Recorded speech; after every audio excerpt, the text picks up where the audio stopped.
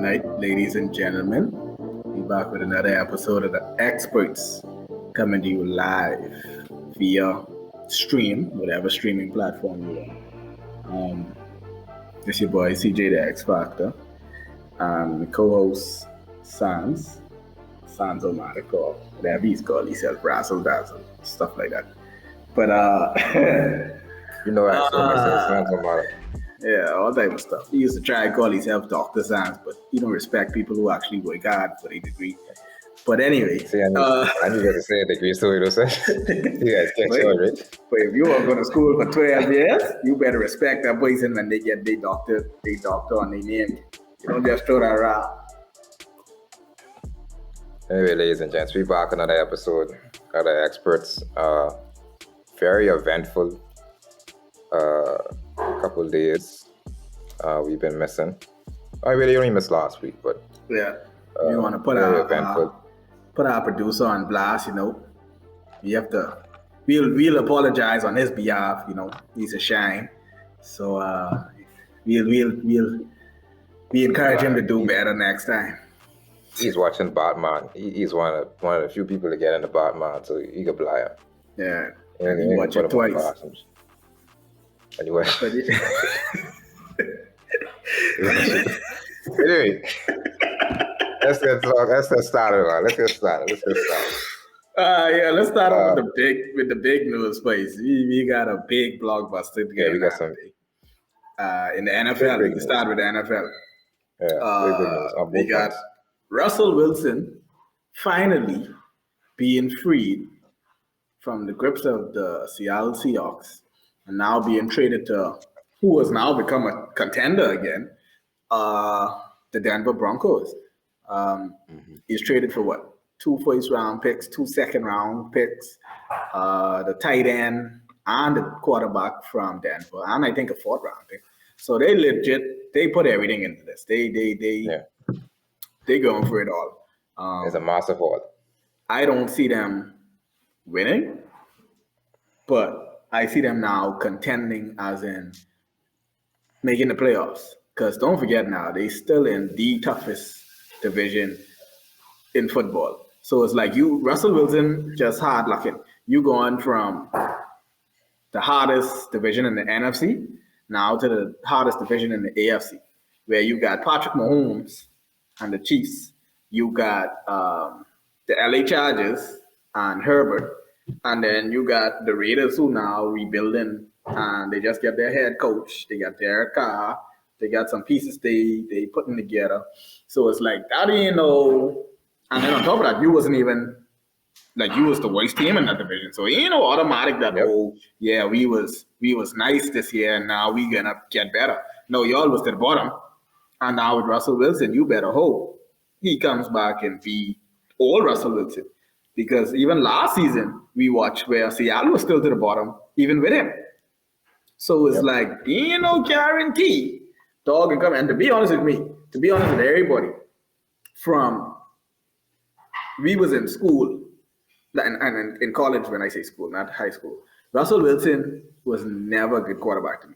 And everybody used to get on me for that because they was winning.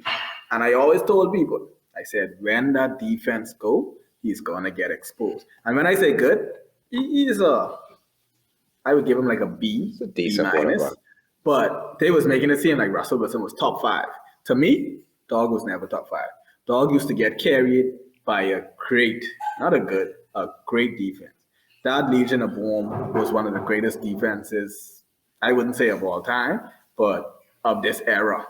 So it's like, you could stand behind there and look great. Where you ain't wowing the league with touchdowns, you ain't wowing the league with yards, you ain't wowing the league with completions. All you doing is game management and then throwing a big play, Hail Mary every now and again to top receivers. And then it showed that, they won one because of the defense when they went and they destroyed the same Broncos that he's going to. They destroyed the Broncos in the Super Bowl and embarrassed them because of the defense and how they was able to destroy Peyton Manning. And then you go on to the same next year, go on to the Super Bowl with that same good defense. And you was ahead. That defense had you ahead of Tom Brady. and Russell Wilson went there and threw that game. You legit throw the ball into the arms of the other team and lost that game for the Seattle Seahawks. And ever since then, notice they went downhill. They started to lose people like Richard Sherman, Cam Chancellor. Now today, I see they cut Bobby Wagner. They released Bobby Wagner, who was one of the best linemen in the league. So it's like after all of that now, you see how trash Russell, and he was supposed to be getting better because at that time when they was winning championships, he was like in his rookie deal, his first couple of years. So he was supposed to be getting better. But as he so-called got better, the team got worse because the defense got worse. Now he's back in a situation where the Broncos have a nice defense. They have a good tight end, a good running back. I think they still get what Melvin Gordon as their running back. They get Jerry Jeudy, the young wide receiver. They get Cortland Sutton, the outside receiver. Boy, that team look nice. The only thing they need now, hopefully, is that offensive line to beef up. And the good thing is you make these plays before the draft.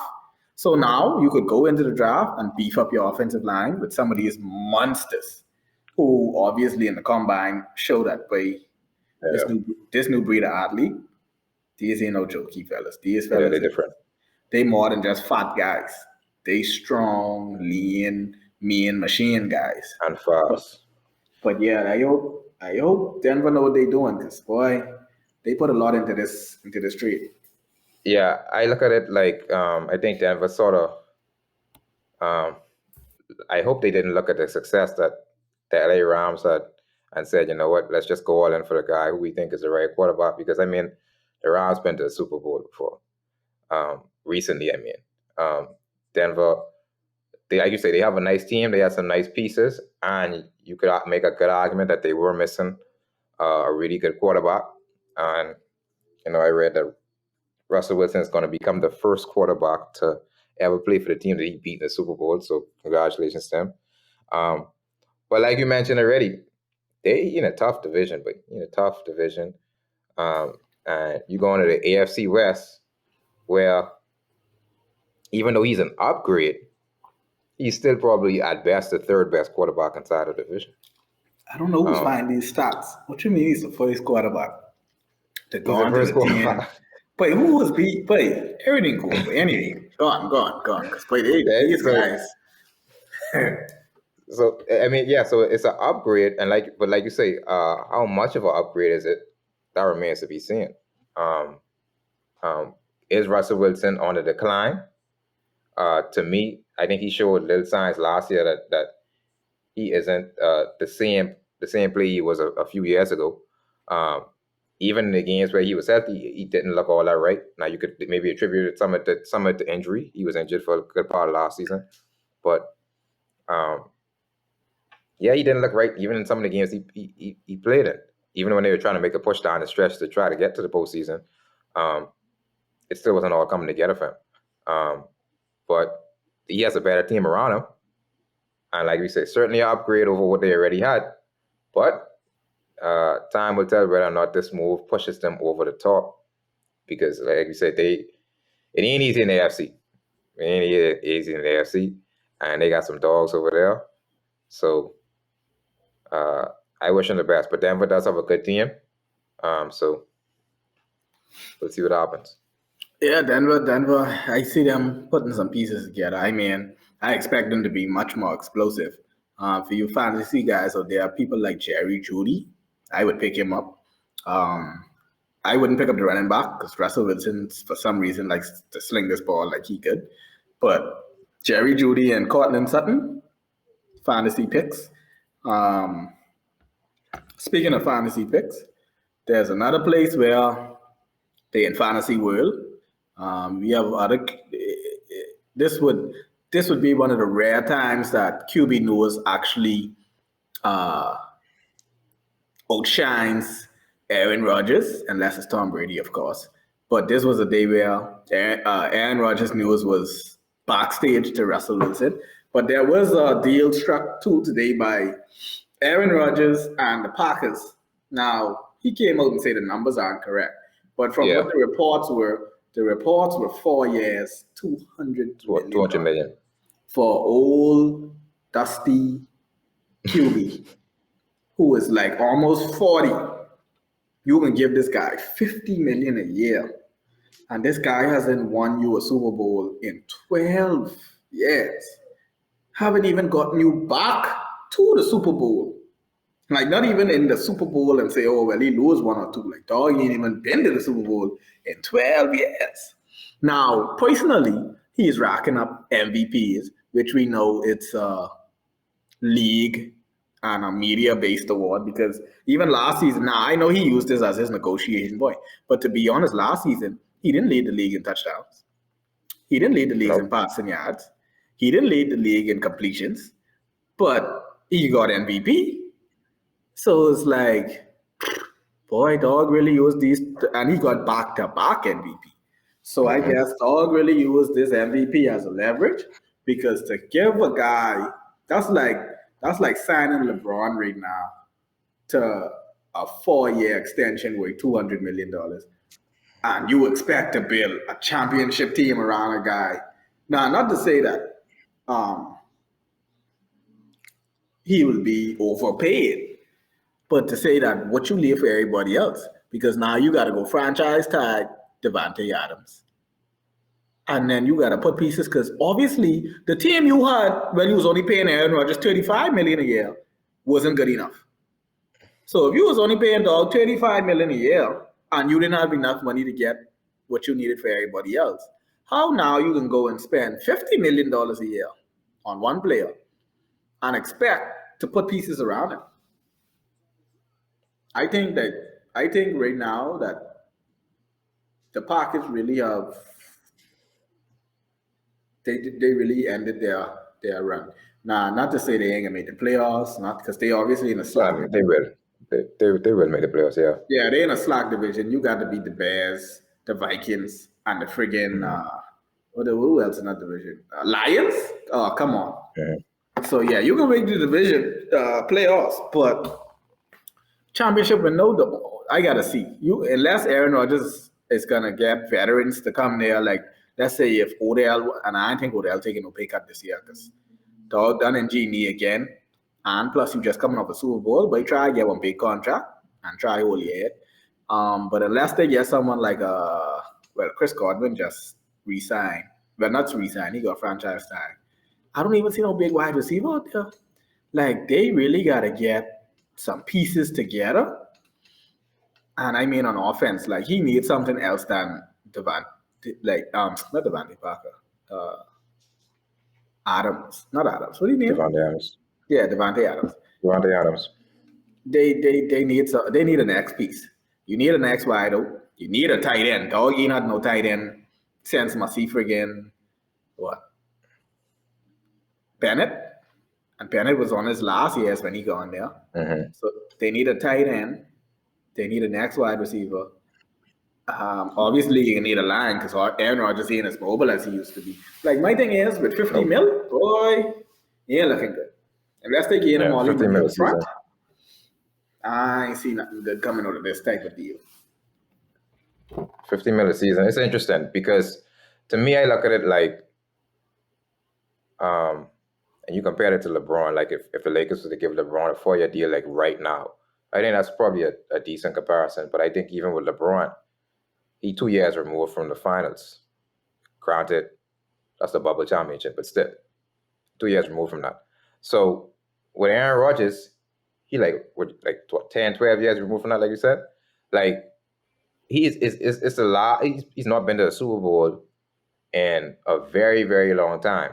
And for me, I wonder, because usually as guys get older, they get less ambitious, right? So for me, I'm wondering, like, okay, is he going to be the same animal about winning that he was? Well, and he wasn't really a big animal about winning when he was younger, but is he going to be the same? Is he going to be an animal about winning? Is he going to care about winning as much, right? Guys enter this stage, and they usually want to just ride off into the sunset, and that's what this deal looks like to him, because this is a dude who was contemplating retirement in a lot of people's minds, right? So you go from contemplating retirement to get basically a deal that allows you to sort of coast into your later years, right? And like you mentioned already, it's not that it's necessarily an overpay, but it's like, okay, can we build a team around this guy that can compete for a championship, that can compete for a Super Bowl? And it puts a lot of strain on the Green Bay front office to now create a team that can now contend when, years after years, they couldn't get the job done. Now, what I will say, they have been one of the better teams in the NFC for the past 2 years. That has to count for something. And you always pick them every year to win. That has to count for something, right? And we know football is a one and done sport, so it's very difficult to say just blow it up. But at the same time, at some point, you'd obviously need him to get it done if you're going to give him this type of money, right? And I think it's a big bet from Green Bay on their front to say, you know what? This is our best quarterback we've ever had. And we believe that we could get at least one more Super Bowl with this dude. And we're going to ride him until we get it. And it may work out because he's still a great player. Or, it may not. But, they made their decision. And they showing you they standing by. So it is what it is. It'd be interesting to see how it works out. Interesting to see. But like I said, they in a tight. Yeah. Because it wasn't like, oh, it's a super team and he's the last piece of the puzzle, almost like how the Rams had it. Like you need a lot of work done. And you got some other big guys and some big names, like I forget what that nose tackle name, but they got a good nose tackle in the middle there. He won some big money. And then you got Jair Alexander, who's one of the top corners in the league. He can want money. So it's like, and then on top of that, you only franchise tag Davante Adams. He can want a long-term deal now, knowing that, okay, Aaron Rodgers staying. I can pad my stats now. So it's like, he want a next 3-year, 4-year deal as well. So it's like, bro. And then Aaron Jones now go on money. Because everybody can get paid around here, and I could be the broke one showing up to practice, not me. So, like it's me, but they must know what they're doing. If he does get one in that in Green Bay in the next 4 years, it really would have to be a lot of other people taking sacrifices. And I think at some point too, he will have to restructure this contract, especially the last 2 years. This thing will go through just how it is. A lot of the money they can give him up front, and then the last 2 years he'll have to restructure, especially if they haven't won done the first 2 years. I mean, you're gonna have to restructure in them last 2 years to try and get some free up some cap space to get some free agents in there and make some things happen. Definitely. But like you say, if they could get one in the next 4 years, maybe it's worth it. Maybe it's worth it if they could get one. But that remains to be seen. Speaking of freeing up some cap space, we had another weird team that was doing some crap. So apparently, the Dallas Cowboys want to release Amari Cooper, the best weapon they got on offense. They want to release Amari Cooper to free up some cap space. So they got, I know Dak Prescott had to restructure his deal, the deal he just get, and he cried for years. He just get the deal last offseason. He done had to restructure. And I forget who was the next person. I don't know if it was Zeke or it was the tight end, but they had to restructure their contracts. And I was like, bro, Dallas, you done ain't this good. Dak done ain't this good. Zeke obviously falling off. And the one person you can try cut or try bully can be Amari. Wow. You think CD Lamb could be that guy as wide receiver 1? But I keep telling guys, there's a big difference between wide receiver 1 and wide receiver 2. When you use wide receiver 2, you're getting slot coverage. You're getting the second best or the third best, or you're getting yeah, we looking at you, but you ain't really nothing. So it's like almost like when Julio Jones was with the Falcons. When Julio Jones was there, Calvin Ridley used to eat. Calvin Ridley was carrying on dead bad because why? Julio Jones was wide receiver one. Calvin Ridley could run around the field and be open every friggin' play. Now, when Julio Jones leave, Calvin Ridley couldn't even finish the season. Calvin Ridley leave, say he had all type of mental health issues. Then next thing you know, he throwing money on couple bets, betting on teams, freaking himself out, doing all type of extra wide. Like that wide receiver one position, that'll put stress on you, bro. That got you doing all type of extra wide. So it's like I don't understand. Like, boy, Amari is here. At least I wouldn't even release him. At least trade the guy. Like get some value back for him. You must give up a first round pick for him or a second round pick. You shouldn't just cut him like that just to save salary cap space to get who? What wide receiver on the market right now will give you what Amari is giving you in that offense? But Yeah, I don't think know. that's the biggest thing. Like, he's your best weapon, right? And it's almost like you just want to like cutting him like makes absolutely no sense. I don't know if sometimes teams have a good season, a pretty good season, and I think that sometimes they sort of overreact. They sort of to jinx themselves one way or another.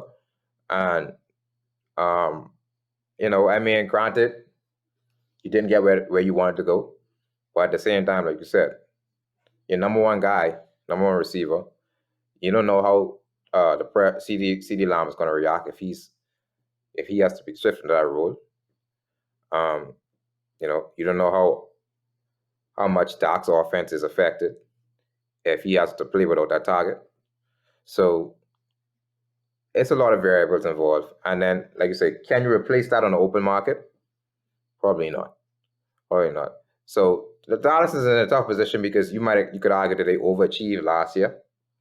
So now it's like they overachieved, but this is still a team that a lot of people have eyeballs on, and this is still a team that's still hungry to get back to their glory days. So they will do. I won't say they'll do anything, but they are always thinking of ways to try to see if they could get back to the top. And I think that's one of those things that don't overthink it. Don't overthink it. It ain't. It may not end up being what you think it'll be. Put it like that. Speaking of Ridley, we just talking about Ridley. We heard that he got into trouble for, well, trouble, loose word. But apparently, he was betting on games. So the NFL handed out a suspension for him. Do you think the suspension was fair? Do you think it was warranted? Do you think they was running out a little bit with that? I guess it's based on perception. We have seen guys do much worse and get much less. We seeing guys had domestic problems where they was physically abusing other people and got way less games. So it's like you give guy a whole season, but I think they did it because you want to send a message. Now it isn't the fact that he did it because I'm sure he's not the first person to do it. It's just the fact that you Or will got it be the caught. last? Now, exactly, and now it's the fact that you got caught. So it's like now you have to realize that hey, if we don't nip this in the bud now, and you just giving guys, let's say 2 game, 3 game suspension, it's not gonna be a good look. Because then you got guys who at the end of the bet, not everybody's, and he's a fool because he's a big star. Like you making like 10 million a year. Like why are you even talking about you betting what $1,500? Like, boy, what you was getting a win off of that? You was getting paid regardless to stay home. You wasn't even playing this season. You was getting paid to stay home, and you could be out here betting 1,500, not even 15,000 or 150,000 or something like that. You betting 1,500, and on top of that, you say you betting on the Falcons to win, and you know your team is trash. So it's like, bro, you don't have no type of sense when it comes to anything that you're doing. So it's like, but you got to make example, because then if you don't, and they see him get away with it, you have that end of the bench guy who just making a couple $100,000 who can say, man, listen, I'm making much money in the league. Let me try flip this, and if I get catch it, you'll be waited. So you got to make it let people know that it's not waiting, because now you're gonna lose a whole season worth of pay, which is like 10 million for a friggin' $1,500 bet on FanDuel, and you got all these family and friends who could have put in the bet for you. Like Idiotic. there's And other ways to do this. yeah, I think me too. I also think that the punishment is a little finicky, right? I mean, like you said, you talk about people who get suspended less for domestic abuse, beating up on flicking family members, and all that other stuff. But I think for the league, you're now messing with the league's image, right? When you do this stuff, right? You're messing with the league's image. You don't know how people now view um, NFL as an organization if the players are betting on games, right? So now this becomes a bigger problem, right? You possibly messing up the league money, right? So for them, the like you say, the penalty is so stiff because they have to discipline you because they don't want no one else to think about doing this kind of stuff. They don't want no one else to think that they could get away with this kind of stuff because it's a lot at stake for a lot of parties involved, especially the higher ups in the NFL. So I think it was just it was basically to say, listen, but you could do whatever, but after you retired or whatever the case may be, but while you here, you know what I mean, don't play around like that. And whether it was harsh or not, I feel like they had to punish him severely. So he get what he come for. Yeah. So that's just right. Like I say, I don't mind it, because in most situations you could appeal it and probably get a lesser thing. So maybe if he appeals it, he might get 8 games or 10 games. But first of all, he need to get his head together. He was obviously already battling mental health issues, or he's going through some family situation. I don't know what he's dealing with, but there's obviously off the field stuff that he was getting himself into, and this definitely doesn't help. So hopefully, like I say, he figures that situation out and get back healthy, I guess, because that ain't a good look. But yeah. Let's see what else. Other news, NFL news. We just got a lot of rumors. You got things like Jimmy G trade should be up next. Um, I heard something about the Giants looking for a quarterback because Daniel Jones ain't it. Um, like there's a lot of dominoes that's gonna fall, especially before the draft, because teams are getting smarter. Usually, back in the day, they used to wait till after the draft and then try to fill spots. But now teams are getting smarter to the point where you fill your slots first with proven players and star players or players that you need, and then you go get rookies, because it don't make no sense putting all your faith in these rookies and not knowing how they can produce at the next level. So now a lot of teams now making these big trades early, where you getting like a Stafford right after the Super Bowl, or Russell Wilson and all these pieces. So I see OBJ said today he wants people to put more respect on Stafford name, because he really is that guy and this and that. Now, Of course, obviously, yeah, obviously, Odell number one is on a contract, yeah, so he wants a good contract and he wants the QB to speak up for him, because he obviously this is a QB's world.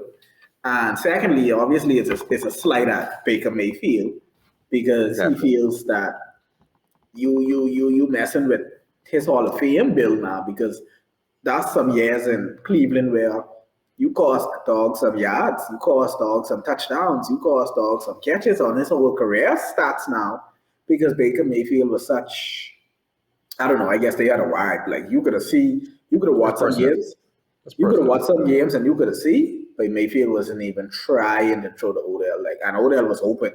Many times Odell was open, and you could see by Baker was telling you, Cole, boy, you could run the best route in the world. I ain't even looking that way. So, I don't Yeah, know. it's definitely personal with them too. And even you could see how OBJ father was carrying on. He felt vindicated after obviously they won the Super Bowl. You know, even when they the same thing again, he cut up a highlight clip of Baker missing passes to OBJ. So yeah, it was personal definitely. But I don't expect OBJ not to big up Matthew Stafford at the end of the day. You know, he got him a ring. You know what I mean? So you got to stand by your guy. Whether or not that means he ended up staying inside Los Angeles, that's a different story. But you know, you can stand by behind your guys, and when people win the championship, that's when everybody's being the most supportive. Everybody's being the most friendly towards each other. Everybody ain't got nothing bad to say about nobody. You just don't really hear it until years down the line when it's all said and done. But it'll be interesting to see what happens to OBJ this offseason. Now that he has that monkey off his back, I expect him to play with a lot more freedom next year, no matter where he ends up. And we should be probably getting a bounce back resurgence from him. Yeah, hopefully. Because with that knee injury, he probably ain't going to play for his couple games of the season. The first couple of games. Yeah, the first couple of weeks, he probably be out. Speaking of disrespect, again, crossover now into all this mumbo jumbo in the NBA. Sticking in the same city. We still in LA. You got one thing with me, I never care. You got guys like WESTBRICK coming out here being soft. I thought he was an old school player, but now obviously it shows that mentality in him. He may be an aggressive, fiery guy on the court, but obviously that don't translate into his personal life because the crap I heard him talk about. My thing is, yeah, we understand what you're trying to say, but that's not our problem. Wait. I was disappointed in him. Like let me say this, right? If dude getting death threats, if his wife getting death threats, then I ain't cool, right? So Nope. if dude's him sending them death threats and they sending his wife and his children death threats, that's out of line, that's out of bounds. That's Yeah, out but of he wasn't bounds. even talking about that. He was talking about people just calling him out his name. Now the Right, so that definitely is beyond. not cool. Yeah, Yeah, beyond that's basketball. beyond basketball. That's too far. Yeah, But he was and that's up what it's there talking about addressing. Westbrook.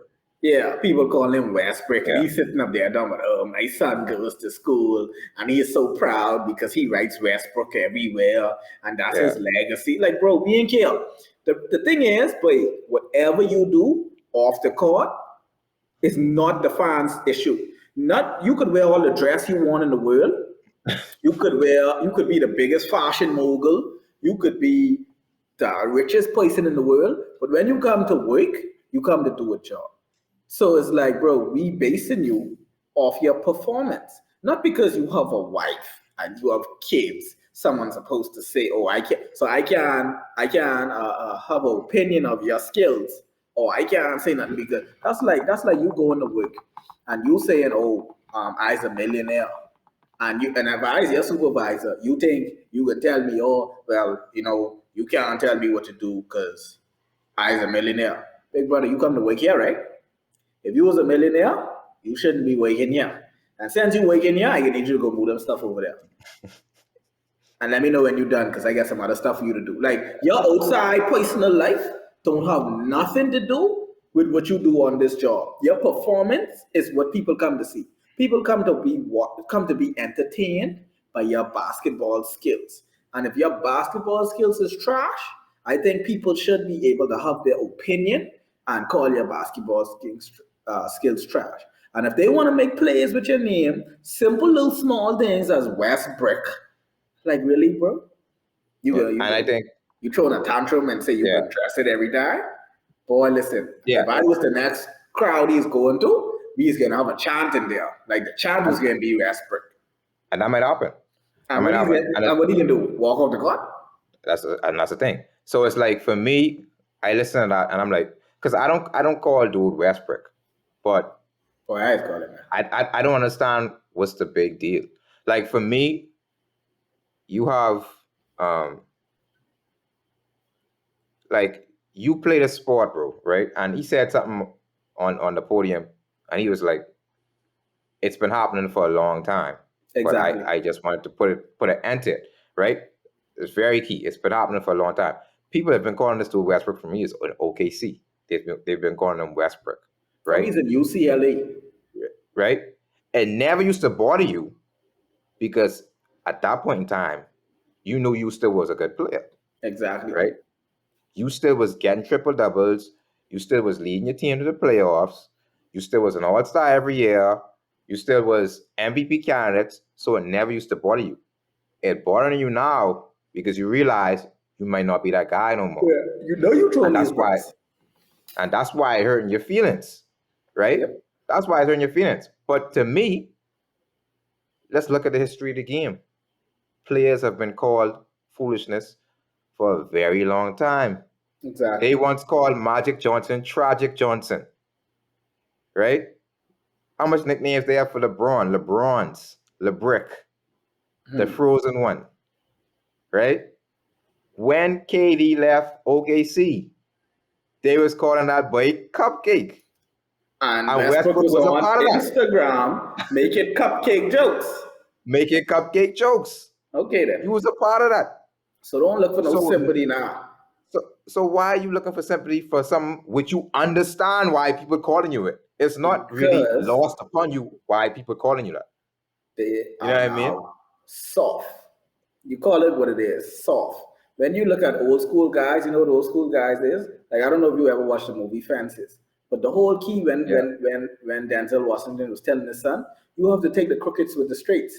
You can't want everything straight in life. Like when you play in baseball, you can't just want people to float a fastball or just throw a straight fastball down the middle for you every single time.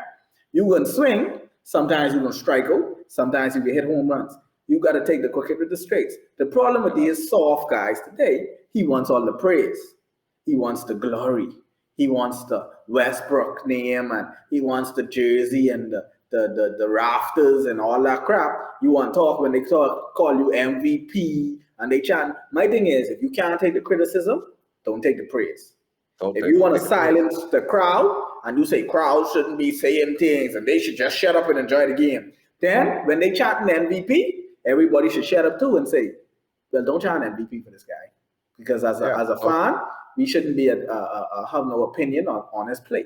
So don't be standing there and you waving and taking all the praise and talking about Ice Westbrook when they chatting the MVP and you scored averaging triple doubles and stuff. And you want to be telling everybody how hard you play and how much this season took out of you and blah, blah, blah. When you're doing good. But now you in a situation where the bar is much higher. One thing with LA, and I told people this from when we was losing out on free agents, it's not that people don't want to come to LA. LA is one of the greatest cities in the world. It's that the bar is so high. When we was losing out on guys like LaMarcus Aldridge, when we were supposed to get him before he went to the Spurs. DeRozan had a chance to come there before. Melo had a chance to come there before. Like the bar is so high that LA fans is hold you to championship level. If it ain't a championship, we don't want here. No, I tried. Even LeBron going through that now, and LeBron already win us a championship. Yeah.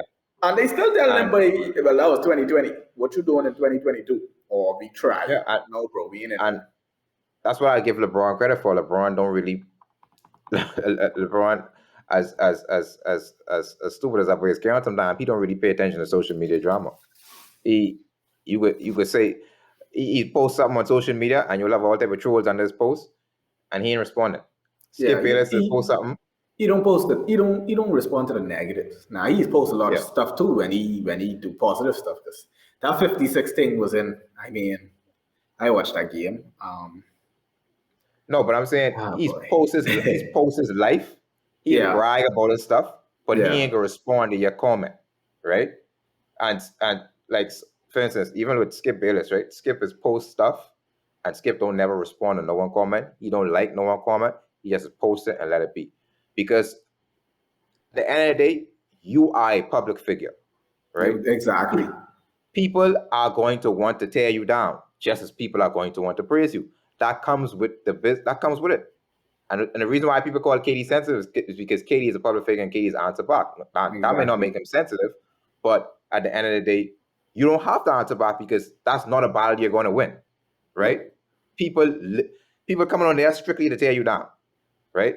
So if it becoming too much for you as a public figure, maybe just turn the TV off.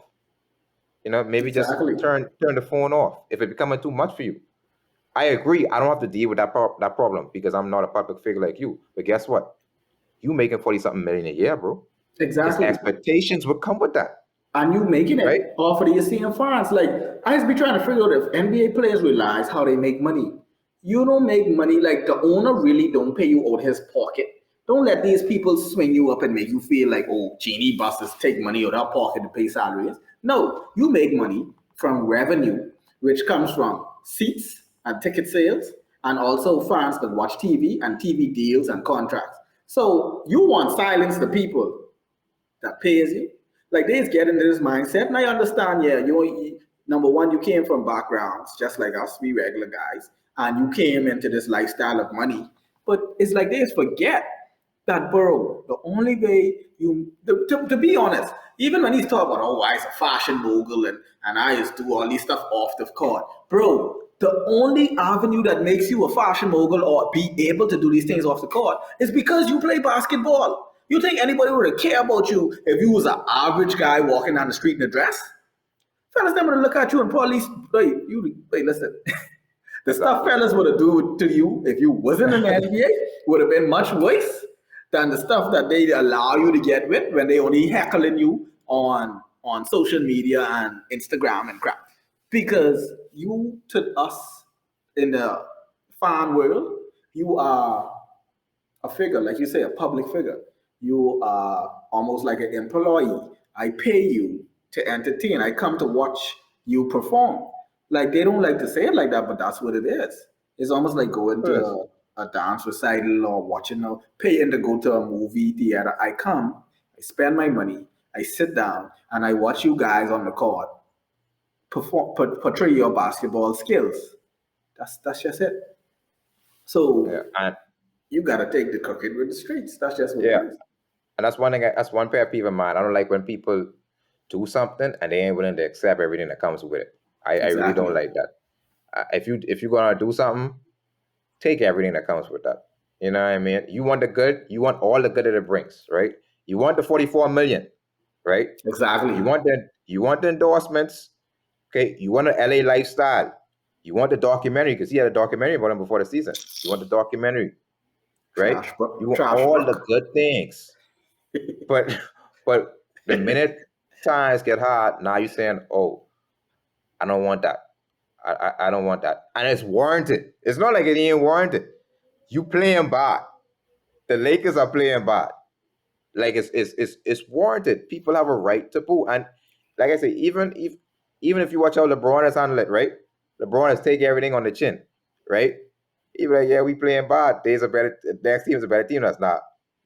I said something else about his character. Yeah. But he still is taking it on the chin. He said, but it is what it is. You know what I mean? At the end of the day, it is. If you're so secure on who you are as a player, then what's the big deal of someone calling you Westbrook? I think now we're starting to see he's not really as secure anymore as he makes it seem. Exactly. And that's what's probably hurting him right now. And the sad thing is, like, now, I don't agree with y'all guys who like to run on about, oh, he dead now. I just call him Westbrook because he legit can't shoot. Like, Westbrook legit can't shoot. But otherwise, he's still a very good player. Y'all trying to write the man off and say, oh, would you say he can play for minimums the rest of his career? That has nothing to do with his talent, though. That's not going to happen. Westbrook will decline his player option he have this summer. And Westbrook will go someplace. He have to. Like, if he don't decline it, the Lakers still can trade him or release it. So it's like, bro, what you accept it for, you will still get released.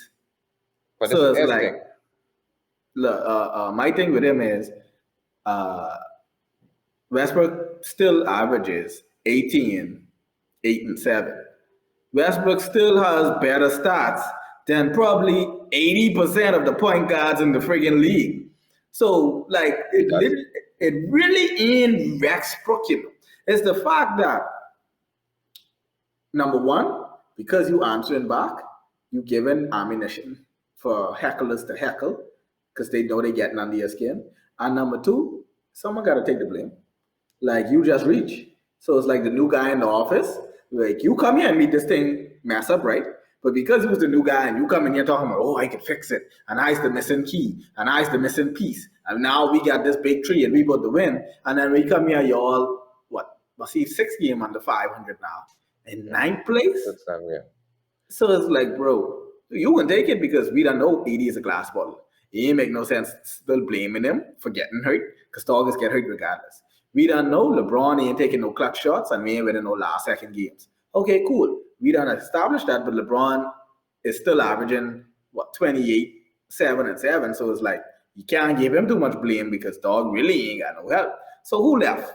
You? And plus you want mouth off? Okay, cool. You can get all This this. is the thing about Westbrook.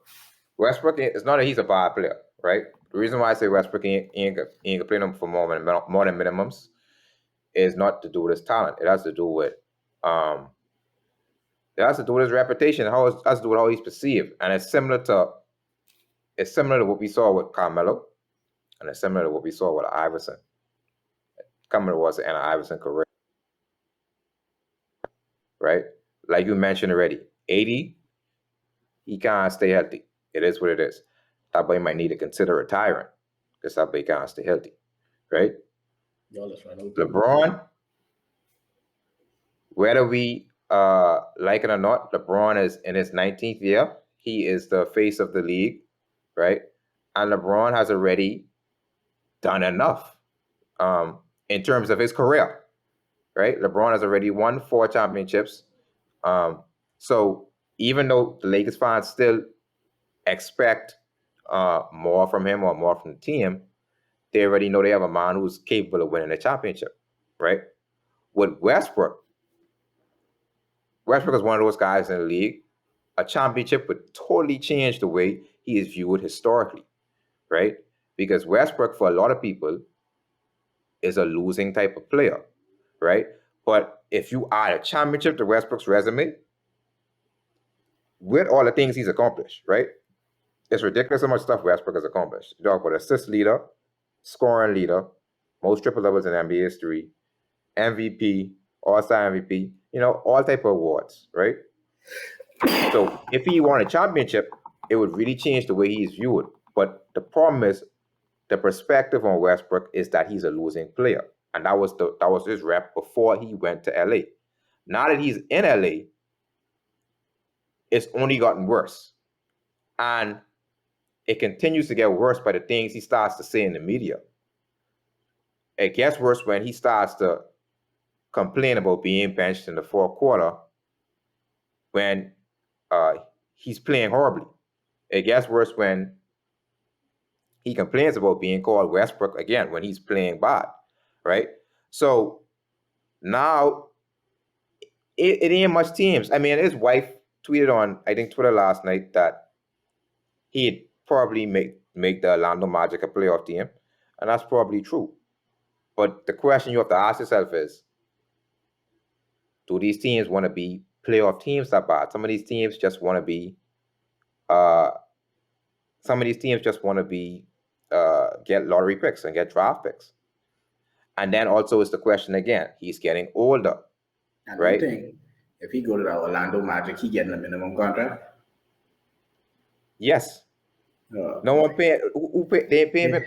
Who's gonna pay him more than that? What is the benefit of paying Westbrook more than that? The one benefit of paying Westbrook. Westbrook comes to your team. He's the best player on that team. How could you pay the best player on that team a minimum? Okay, now watch this. Watch this. Do you believe that Westbrook goes to Orlando Magic, they can make the playoffs? Yeah. Okay, cool. So that's the only reason why a team would sign Westbrook.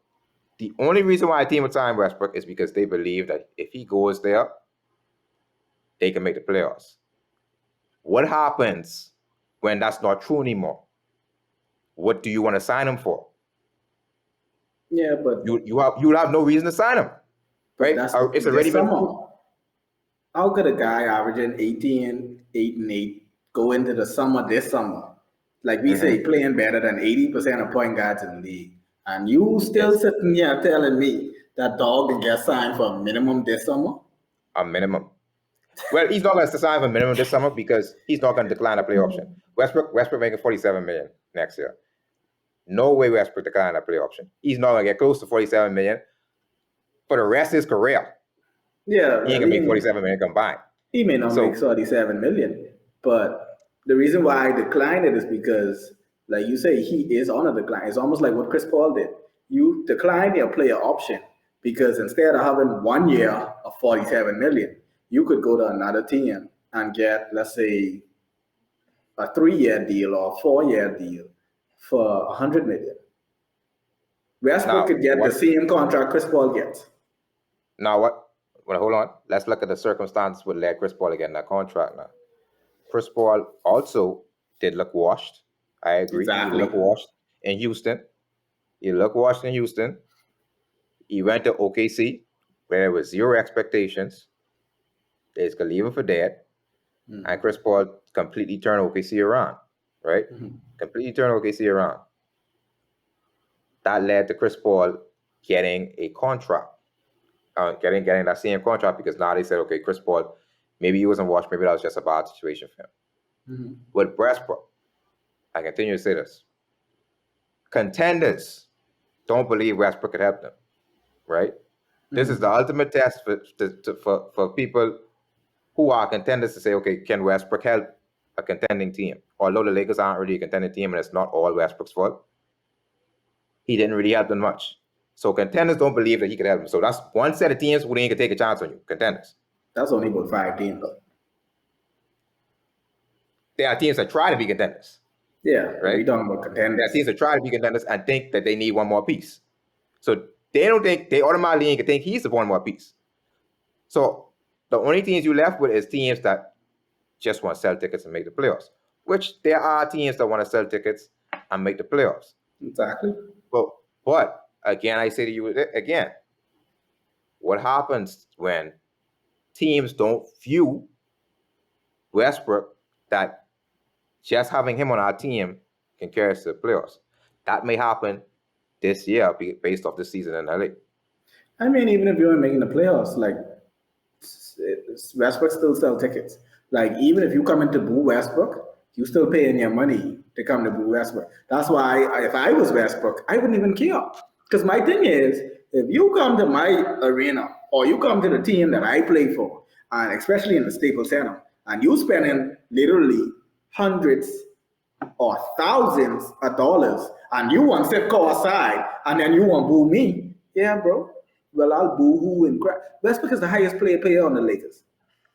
You really think I'd care that someone calling me Westbrook when I is the highest paid player on the team, and y'all paying y'all hard-earned money to come watch me shoot bricks?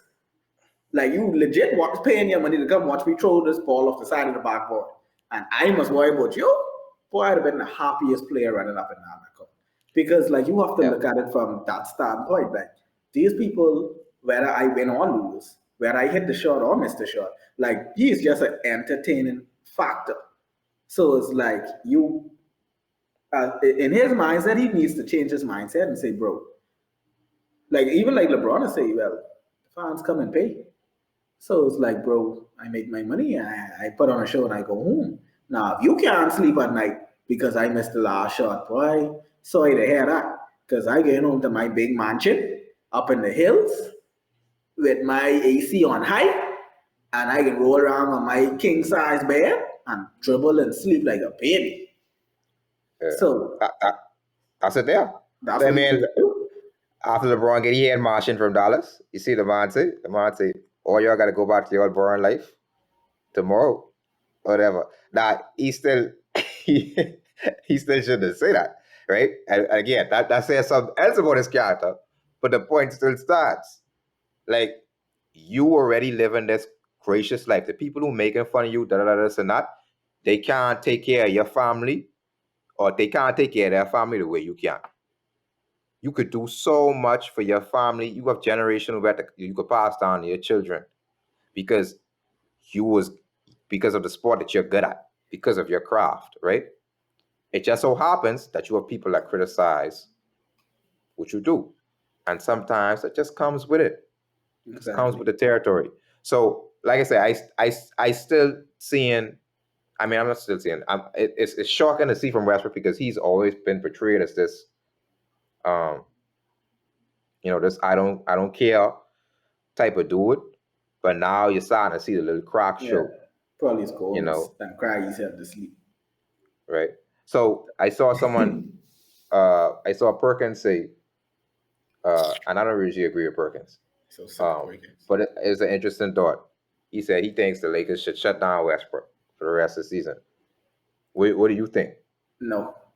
See, the problem is, and I just told someone this today, I feel that they can have a whole locker room blow before Westbrook leave.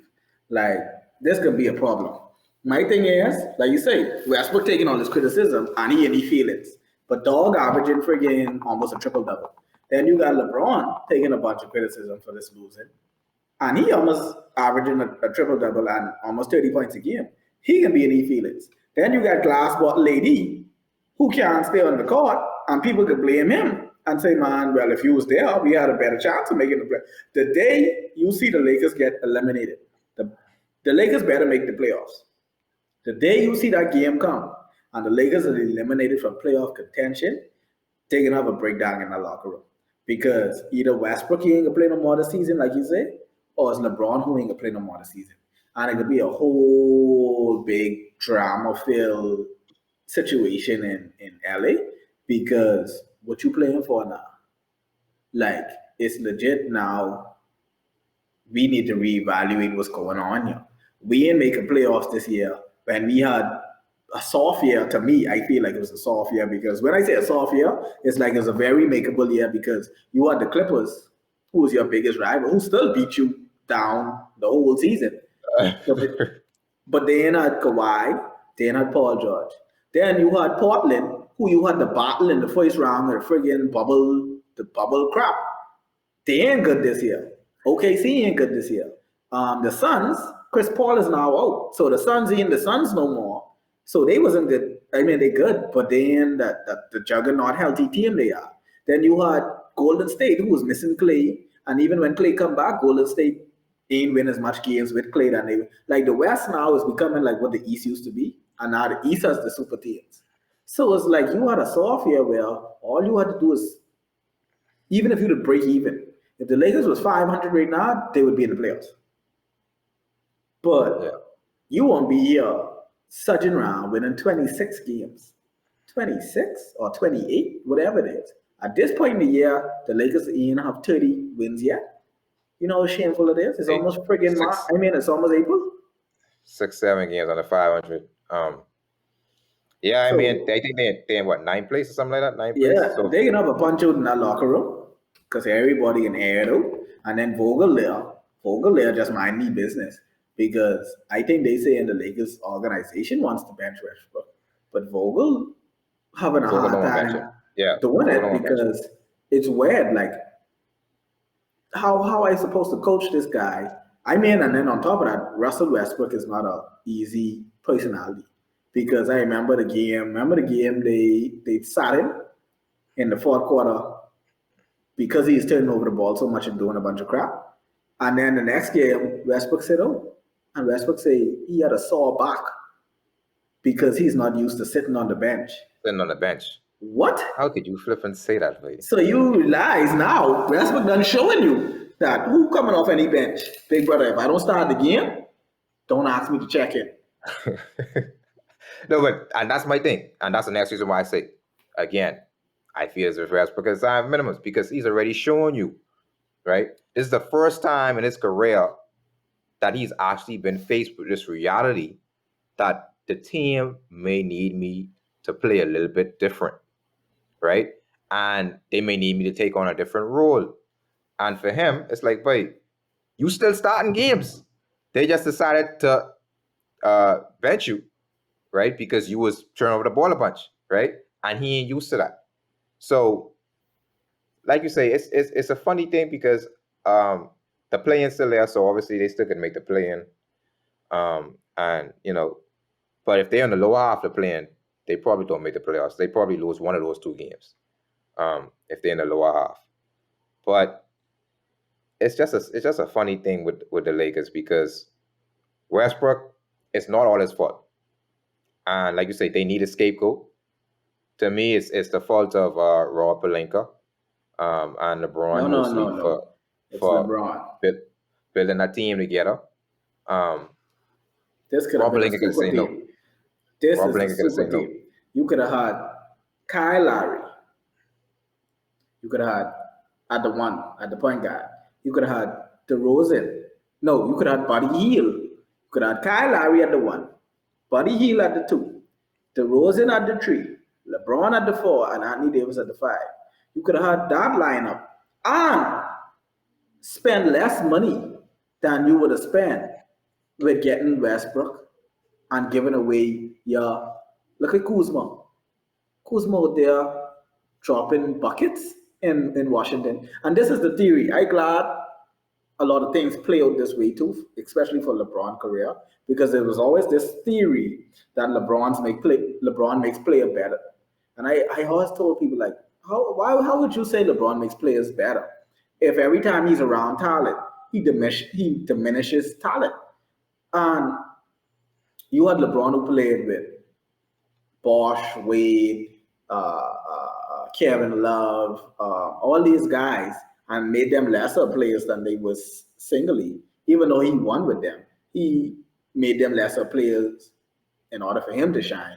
And now Westbrook, who was coming off of MVPs and triple doubles, averaging a triple doubles multiple seasons, is now looking like, and I believe Westbrook is going to have an awesome season whenever he goes, whatever team he goes to next. Westbrook is going to terrorize the league, but it ain't going to be on this team. Um, how could people still say when now he had the opportunity to come to LA, where you had Brandon Ingram, Lonzo Ball, Kyle Kuzma, and Hart, and Larry Nance, when you had this opportunity to prove that you make players better who are on the upside of their career, and you come here and trade all the young fellas away. First of all, the first season, you couldn't even make the playoffs. That was the first time LeBron missed the playoffs again. Now this is going to be the second time, maybe, that he misses the playoff in LA. And the same players that had so much potential, you couldn't even make better. But now these fellas on other team, Lonzo Ball is the starting point guard for Chicago, who is one of the top teams in the East. Kuzma is carrying on there, but in Washington. Brandon Ingram is a star now in New Orleans. Uh, Hart just got traded from CJ McCollum. So it's like, bro, do you really make people better? Because ever since AD come there, now that season, I ain't gonna lie, that bubble season, that was AD year. AD had a real resurgent year. Ever since then, dog start when he get that and you know why I think he played that good? He was on a contract here. Now we gonna give I 80 that max contract. Now dog just sitting on the sideline growing a year long and doing foolishness. Well, I think, to be honest, I think AD and LeBron played that good that bubble season because they had so much time off the rest. Um, and I think giving them all the time off the rest and then letting them play again in the bubble is basically like the start of a new season for them.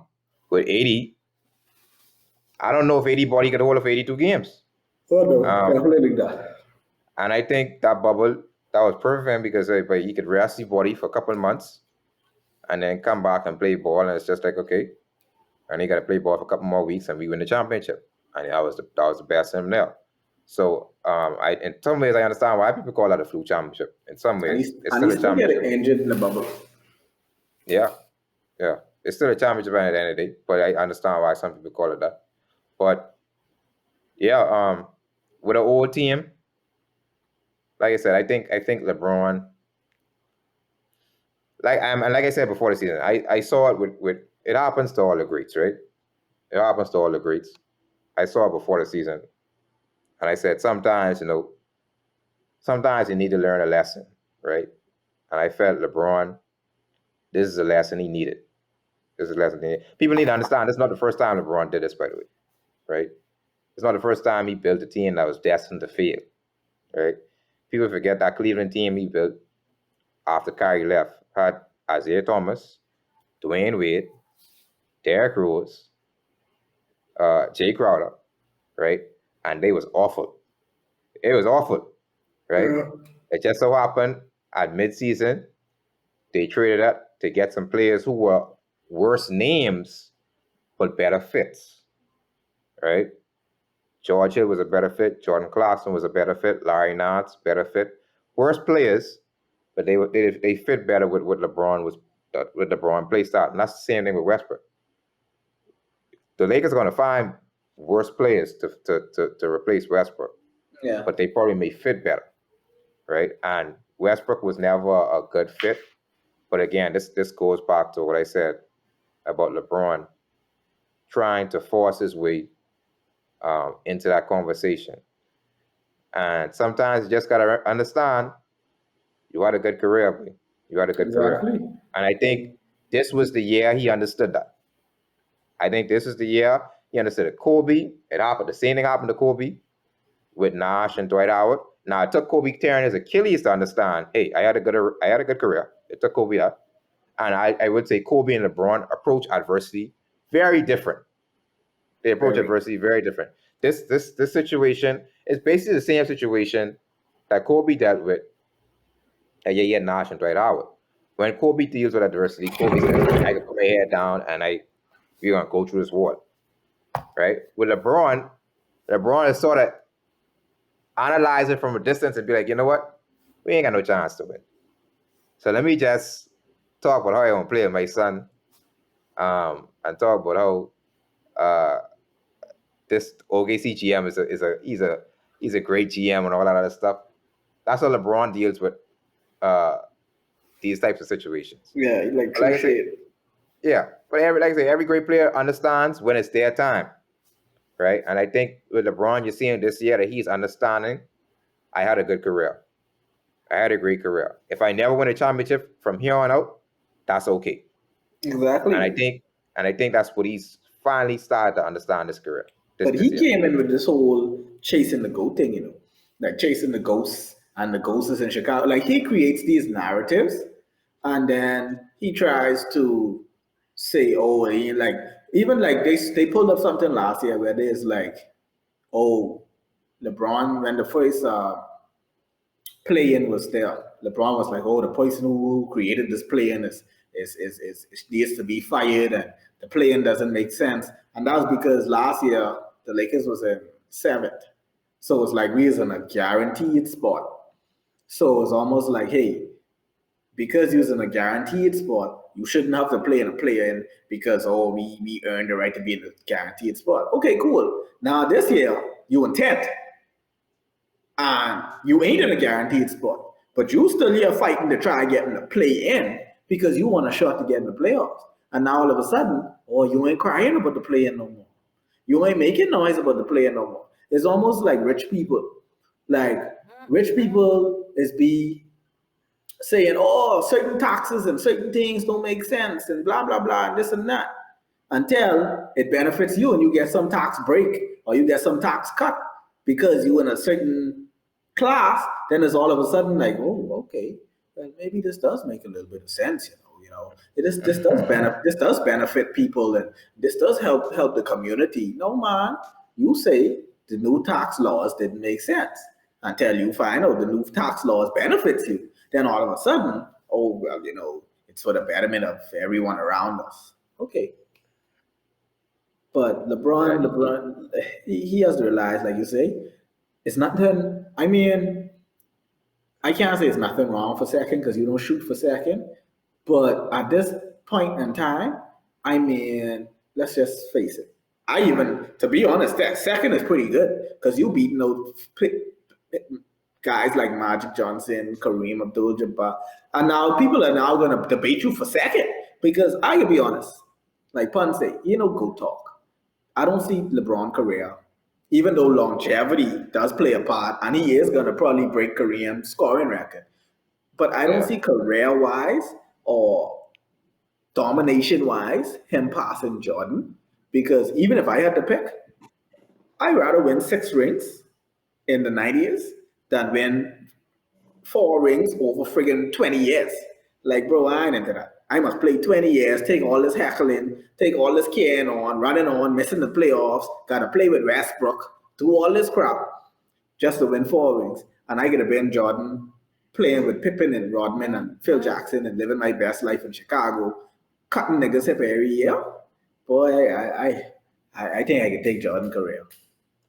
Yeah, and even with LeBron, and he's supposed to pass, like you say, passing Kareem record. Even that ain't a 100% guarantee. I mean, he's still getting up there. I mean, I expect him to do it, but shoot, Malone was pretty close to doing it too, and then Malone just fall off the cliff. Age just catch up to you.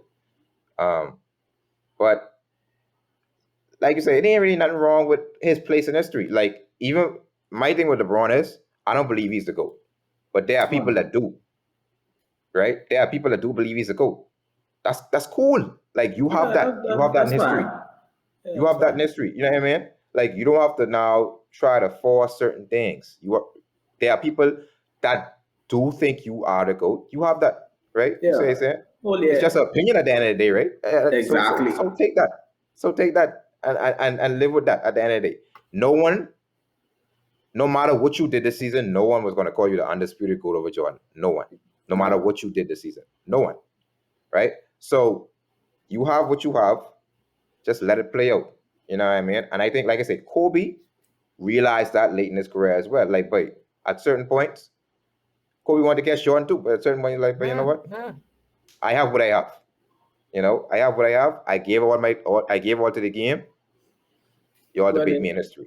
It usually be the people around them that gases this fire. It's the Marv Carters and the guys around this guy that lotions him down every day with Supreme baby oil that makes him feel so goldish. And yeah, I guess when you are being bombarded with people in your circle who every day tell you, oh, you're the greatest player. Jordan never did this. And then everybody pulling these weird stats. Oh, LeBron is the first player in NBA history to dribble the ball 3 times with his left and then switch it to his right. Like, okay, bro. Like every little thing now is some statistician in some place is finding these weird off the wall stats and making it seem like, okay, cool. But like you say, at some point you just gotta settle it down and let the chips fall where they may. Um, to be honest, like I say, I don't even see Jordan going around running on that. Oh yeah, y'all know I used to go right. Like, y'all know that's straight, right? Like, oh, I shouldn't have to say nothing, right? Y'all know I used to go. Like, as cocky as Jordan is, it's almost like I don't have to say it because my game speaks for itself. My championship speaks for itself. My accolades speak for itself.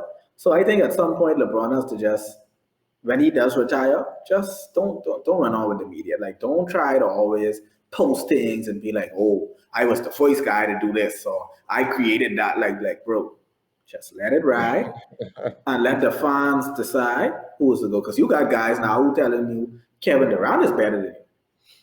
Now you got people out there who believe that. Some people can always have their favorite player and always have their goats and whoever's the best. Some people can tell you, "Cool, like Kareem Abdul-Jabbar was the best player for them." Like they don't believe that no one ever passed Kareem.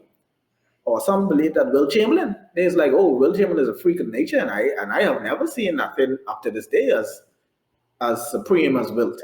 Yeah, Gary Payton say Will Chamberlain is his goal. So you can't hurt your head. Yeah. At the end of the day, it's opinions. And the main thing is we all respect great players. You let great players be great, man. Everybody great in their own right. If you're a legend, you're a legend, and no one can take that from you. Exactly. You know what I mean? So you don't have to do all this other extra stuff. All this other extra stuff ain't necessary. The true king don't have to say he's king. Everybody just is no. Everybody just is no. That's to do it. You know what I mean? So it's what it is. So before we wrap up, any closing comments? Any shout outs? But shout out Kyrie, because I watching these highlights right now, and Kyrie Yeah, in his I gotta bag. watch that. My Lord, Kyrie in his bag. Jesus. Kyrie is smoking guys tonight. But yeah, shout out Kyrie. Kyrie is always one of my favorite players. Even when he was going through all that extra stuff, what people was talking about, he crazy and blah blah blah. Kyrie is always one of my favorite players. Shout out Kai Extremely talented Jones, player. because I think he had a good game in the G Yeah, he League turned up the G League now. the Yeah. other day, looking good. Shout out Buddy on friggin' Pacers, making the Pacers look good and making basketball entertaining for them again. I watched this much Pacers game in years, but see since Ron Artest and Jermaine O'Neal was there. So, I like Paul George. I used to like Paul George when he was there too. So, shout out Buddy. Shout out Aiden in line to get this Supermax this Still year. on the You best see, team in the guys. West. You see, guys, now I think it was a good move where he didn't sign last year, because now the TV deal is going to kick in this summer. The salary cap is going to drastically increase. And boy, Aiden, boy, don't let these fellas run you, swing you, and talk anyway. But don't let these people talk. Will come back and spend all your money. I could say everything cool, but you earn your money, enjoy your money however you want. Everybody come, oh, you want to build one gym for us, say. Oh, yeah, I want to do this for us, say. But leave that man and leave money alone, yeah? But now, if you want to, you could come, but don't let them pressure you to do that. But yeah, shout out to Eden. Who else we got in there? I feel like I'm missing another Bahamian. Oh, Clay. Guys, come Clay. Y'all haters can say what y'all want. Clay is Bahamian. Yeah, Clay's a payment. Clay grabbed the 2-4-2. Clay brothers play on the friggin' national team. If Clay could play for a national team, he would, to be honest. Exactly. He didn't play for USA, so they ain't want to let him out that little while. Clay is a Bahamian. I see him almost every summer. So shout out Clay. And who else? Shout out Tom Brady, of course. We know you coming back in a few weeks or so. So let the wife enjoy your time, because she always complaining and stuff. But you just gotta do what you gotta do. Yeah, shout out all the Bahamians making splashes in sports, not only in basketball but in all sports. You know, shout out Garland at 41. Garland 41. Garland is a sicko. Nice too. What a flip. Yeah, shout out all the Bahamians doing big things and sports, man. We appreciate y'all. Continue rapping, continue showing off and showing out. And we'll be back next week with more sports takes, more talks, more discussions as bigger things happening in both the NFL and the NBA. So it should be a wild ride. Buckle up, you're getting ready for the stretch run for the playoffs. So should be good. Yeah, and so until next time, y'all go find G. We can't find him.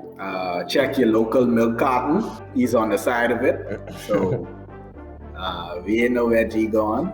So anyone who knows where G is, let him know that send a message, call, write. Let us know you still. You can put an ABP over there. You're still someplace. So until next time, Xperts and we out.